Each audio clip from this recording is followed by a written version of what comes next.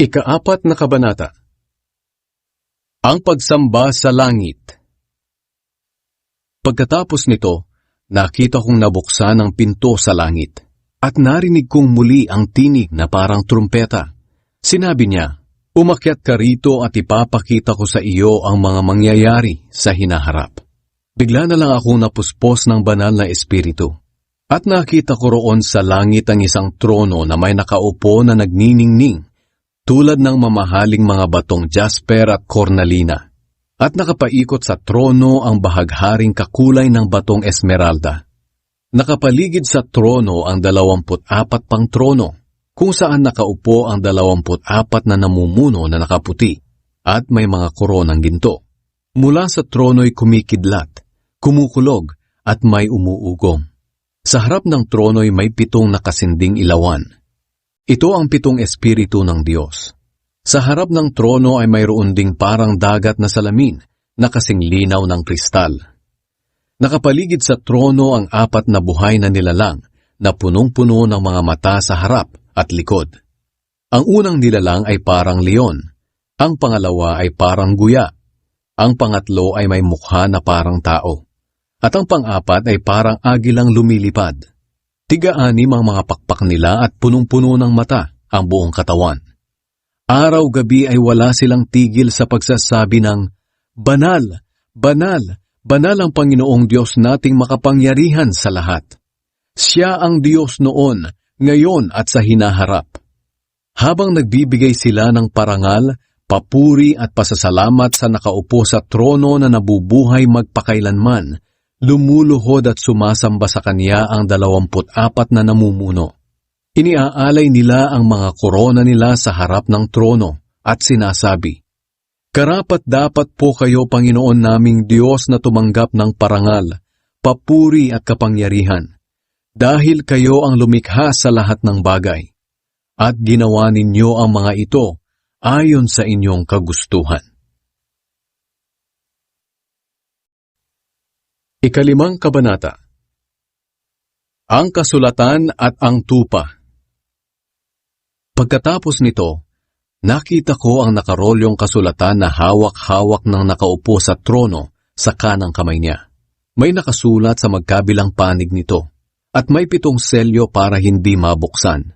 At nakita ko ang isang makapangyarihang anghel na sumisigaw, "Sino ang karapat-dapat na magtanggal ng mga selyo at nang mabuksan ang kasulatang ito?"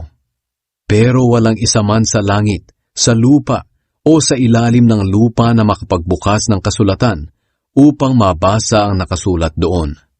Umiyak ako ng labis, dahil walang natagpo ang karapat-dapat na magbukas at bumasa ng kasulatang iyon.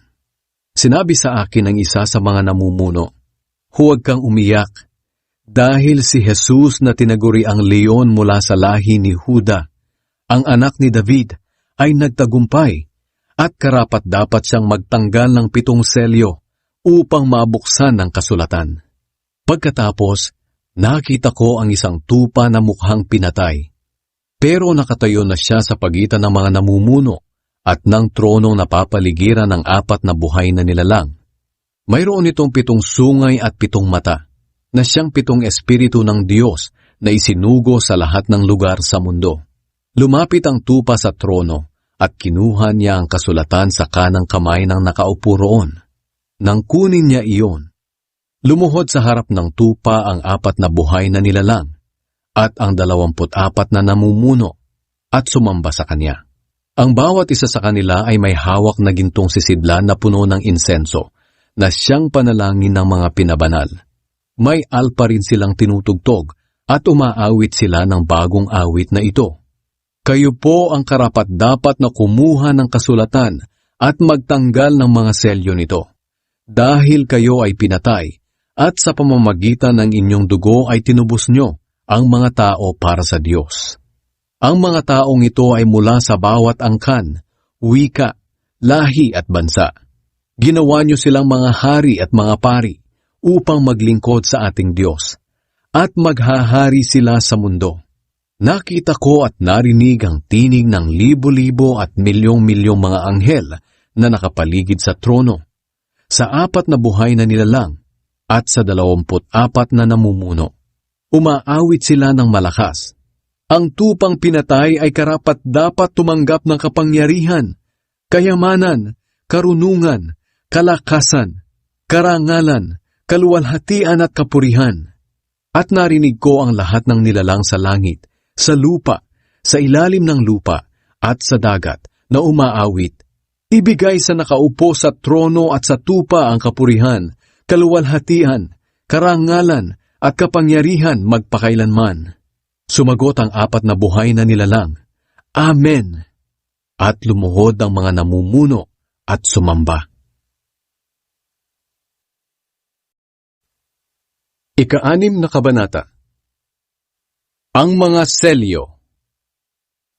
Nakita kong tinanggal ng tupa ang una sa 7 selyo ng nakarolyong kasulatan, at narinig kong nagsalita sa tinig na parang kulog ang isa sa 4 na buhay na nilalang. Halika, ang sabi niya.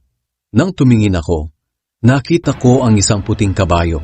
Ang nakasakay sa kabayo ay may hawak na pana. Binigyan siya ng korona, at umalis siya upang lumusob at magtagumpay sa pakikipagdigma. How triumphant to triumph once more.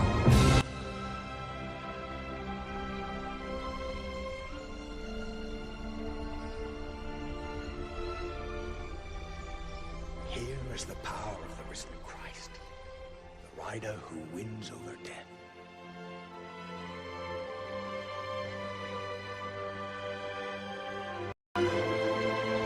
Nang tanggalin ng tupa ang 2 selyo, narinig kong sinabi ng 2 buhay na nilalang, Halika! At lumitaw ang isang pulang kabayo. Ang nakasakay ay binigyan ng malaking espada at kapangyarihan upang magpasimula ng digmaan sa mundo at magpatayan ng mga tao. What was that? It was war. He's the one who sets people killing each other. How can he have such power? So they know where the paths of hate lead.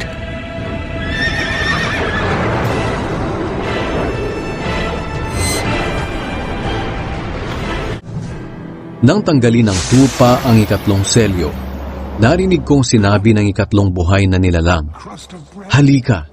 At nakita ko ang isang itim na kabayo. Ang nakasakay ay may hawak na timbangan. May narinig akong parang tinig mula sa 4 na buhay na nilalang. At sinabi sa nakasakay sa kabayo, Itaas mo ang presyo ng pagkain.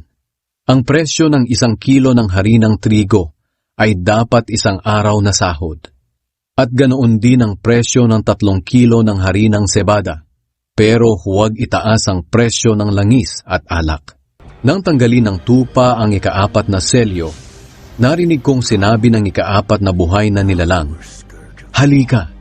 At nakita ko ang isang maputlang kabayo. Ang pangalan ng nakasakay ay Kamatayan, at kasunod nito ang Hades. Binigyan sila ng kapangyarihang patayin ng 4 na bahagi ng populasyon ng mundo sa pamamagitan ng digmaan, gutom, sakit, at mababangis na hayop.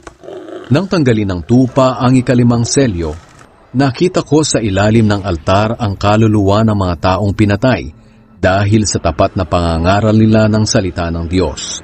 Sumisigaw sila ng malakas, Panginoong makapangyarihan, banal at tapat, gaano pa po kami katagal na maghihintay bago ninyo hatulan at parusahan ang mga taong pumatay sa amin? Bawat isa sa kanila ay binigyan ng puting damit at sinabihang maghintay ng kaunti pang panahon, hanggang sa mabuo ang bilang ng kanilang mga kapatid at kapwa naglilingkod sa Diyos na papatayin ding tulad nila. Nang tanggalin ng tupa ang 6 na selyo, lumindol ng malakas. Nagdilim ang araw na kasing itim ng damit panluksa, at pumula ang buwan na kasimpula ng dugo. Nahulog sa lupa ang mga bituin na parang mga hilaw na bunga ng igos na hinahampas ng malakas na hangin. Naalis ang langit na parang binilot na papel, at naalis din ang mga bundok at isla sa kinalalagyan nila. Nagtago sa mga kuweba at sa malalaking bato sa kabundukan ng mga hari, mga namumuno, mga opisyal ng mga kawal, mga mayayaman, mga makapangyarihan, at ang lahat ng klase ng tao alipin man o hindi. Sinabi nila sa mga bundok at mga bato, "Tabunan ninyo kami at itago upang hindi namin makita ang mukha ng nakaupo sa trono at upang makaligtas kami sa galit ng tupa, sapagkat dumating na ang araw na parurusahan nila ang mga tao at walang sino mang makakapigil sa kanila." Ikapitong Kabanata. Ang 144,000 na tinatakan mula sa mga lahi ng Israel. Pagkatapos nito, nakita ko ang 4 na anghel na nakatayo sa 4 na sulok ng mundo. Pinipigil nila ang 4 na hangin upang walang hanging umihip sa lupa, sa dagat, o sa alinmang punong kahoy. At nakita ko ang isa pang anghel na galing sa silangan, na taglay ang pantatak ng buhay na Diyos. Sumigaw siya sa 4 na anghel na binigyan ng Diyos ng kapangyarihang maminsala sa lupa at dagat. Sinabi niya, "Huwag muna ninyong pinsalain ang lupa, ang dagat, o ang mga punong kahoy hanggat hindi pa natin natatatakan sa noo ang mga lingkod ng ating Diyos." Ayon sa narinig ko, 144,000 ang lahat ng tinatakan mula sa 12 lahi ng Israel, 12,000 mula sa lahi ni Huda, 12,000 mula sa lahi ni Ruben, 12,000 mula sa lahi ni Gad, 12,000 mula sa lahi ni Asher, 12,000 mula sa lahi ni Naphtali, 12,000 mula sa lahi ni Manase, 12,000 mula sa lahi ni Simeon, 12,000 mula sa lahi ni Levi, 12,000 mula sa lahi ni Isakar, 12,000 mula sa lahi ni Zebulun, 12,000 mula sa lahi ni Jose, 12,000 mula sa lahi ni Benjamin. Ang mga tao sa harap ng trono ng Diyos. Pagkatapos nito, nakita ko ang napakaraming tao na hindi mabilang sa dami. Nagmula sila sa lahat ng bansa, angkan, lahi at wika. Nakatayo sila sa harap ng trono at ng tupa. Silang lahat ay nakadamit ng puti at may mga hawak na palaspas. Sumisigaw sila ng malakas, "Purihin ang Diyos na nakaupo sa trono at purihin din ang tupa dahil iniligtas nila kami sa kaparusahan." Tumayo ang mga anghel sa palibot ng trono, ng mga namumuno at ng 4 na buhay na nilalang. At lumuhod sila sa harap ng trono at sumamba sa Diyos. Sinabi nila, "Amen! Ang Diyos natin ay dapat purihin, sambahin, pasalamatan at parangalan. Nalalaman niya ang lahat at nasa Kanya ang lahat ng kapangyarihan at kalakasan. Purihin siya magpakailanman. Amen." Tinanong ako ng isa sa 24 na namumuno, "Sino ang mga taong iyon na nakadamit ng puti? At saan sila nanggaling?" Sumagot ako, "Hindi ko po alam. Kayo po ang nakakaalam." At sinabi niya sa akin, "Sila ang mga dumaan sa matinding paghihirap. Nilinis at pinaputi nila ang kanilang mga damit sa pamamagitan ng dugo ng tupa. Iyan ang dahilan kung bakit nasa harap sila ng trono ng Diyos. Naglilingkod sila sa Kanya araw at gabi sa Kanyang templo. At ang Diyos mismo na nakaupo sa Kanyang trono ang siyang kumakalinga sa kanila. Hindi na sila magugutom o mauuhaw pang muli. At hindi na rin mabibilad sa init o mapapaso sa sinag ng araw, sapagkat ang tupang nasa trono ang magiging pastol nila. At dadalhin sila sa mga bukal na nagbibigay buhay at papahirin na ng Diyos ang lahat ng luha sa kanilang mga mata.